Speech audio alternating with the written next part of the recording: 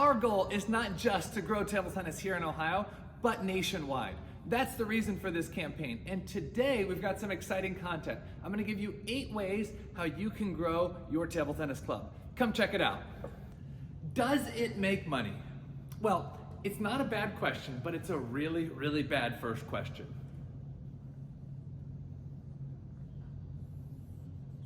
So we're actually gonna put it at the end. Does it make money? We'll answer that question at the end. Direction for the year.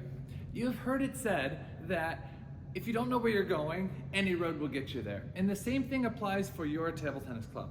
So you as the club owner, or you as an influential member of the club, you need to have a mission statement. You need to be able to verbalize this to your players, and everybody has to have a clear picture of where the club is headed in the next 6 months, 12 months, 24 months. This is the start of any journey.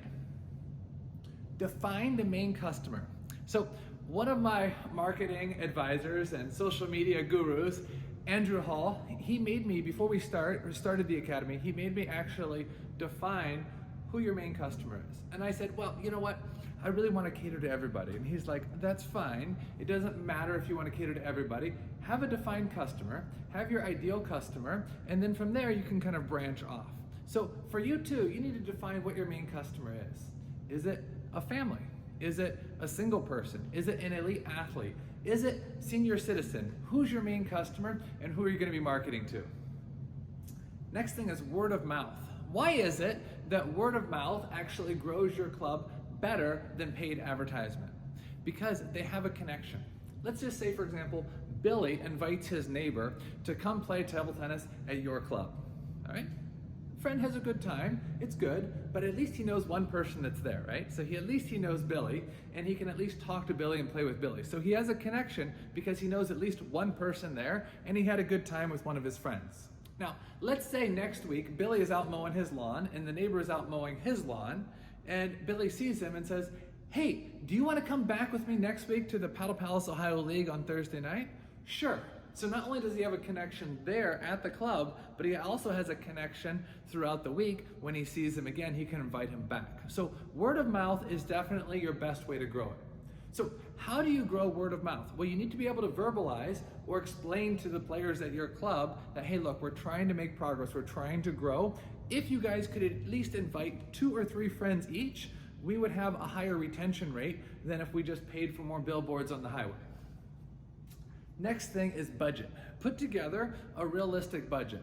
Look at all your income, look at all your expenses, and put together a realistic budget on how much money do you actually have to grow the sport.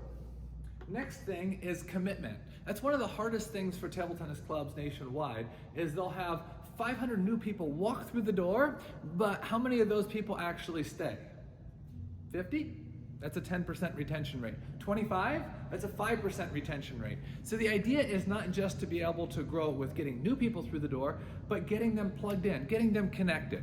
What I've found personally is that signing up for a season of something, whether it be a season of classes or a season of leagues or a series of tournaments or a month of private lessons, signing up for a season of things gets them on the schedule, makes them commit to it.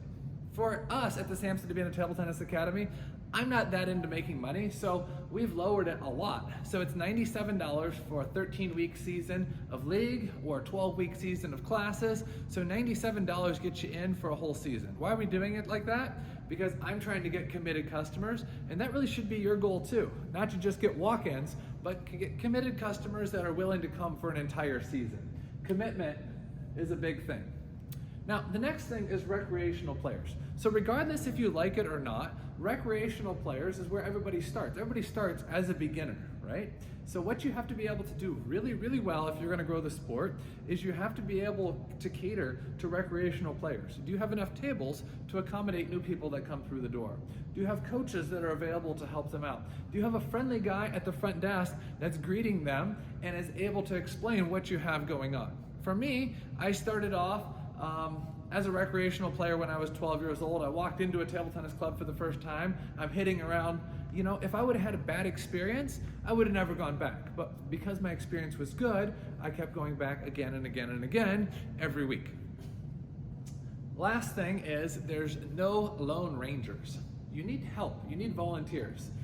This is one of the things that I struggled with a lot during the last couple years, is I'm like, you know what, I can just do this, and I can do this, and I can do this, and I can do this. Really, I can't.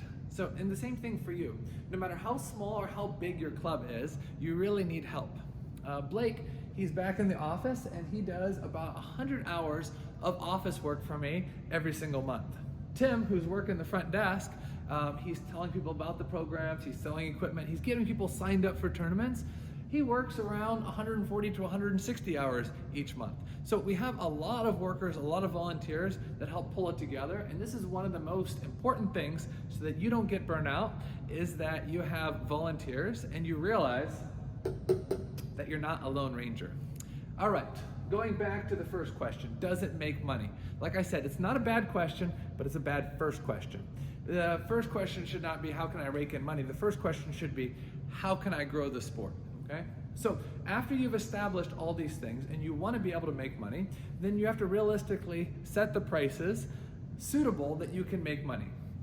Personally, what I'm trying to do is I'm trying to build more teamwork. So I would like to have more teamwork. So what we've done is we've raised the prices for private lessons and we have lowered the prices for group lessons. So for private lessons, it's anywhere between $40 to $200 an hour for private lessons, and then for group lessons, it's anywhere between $6 to $15 an hour for group lessons. Why are we doing that? Because long term, we want to build more teamwork, and then also long term, we know that group lessons can make more money because we're bringing more people together. And really, if you're really into money, that's what you have to be thinking about, is how can I get more people to my club? Instead of having 12 people every night for league, how can I figure out a way to get 30? Instead of getting 50 people to your tournament, how can you figure out a way to get 70 people to your tournament? So as far as how does it make money, it has to do with how well you do building the groundwork for building up the base as far as the number of players. I'm Samson Dubina. I appreciate your time. Thanks for watching. If you would like to donate to our campaign, we're raising money this year, not just to grow the sport here in Akron, but nationwide. We're a nonprofit 501c3 organization, and every donation that you make is 100% tax deductible. If you have questions, make sure you send me a message. Also, check out my website, samsondubina.com. Click the link below. Thanks for watching.